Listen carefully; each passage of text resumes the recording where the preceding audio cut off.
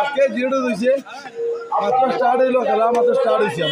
আমরা সামনে আরো খেলা দেখবা, মাত্র আজকে বেশি নাই, বনিয়া দেখুন গিয়া, হলে মাঠে দেখুন গিয়া 500 বান্ধব দিচ্ছেন।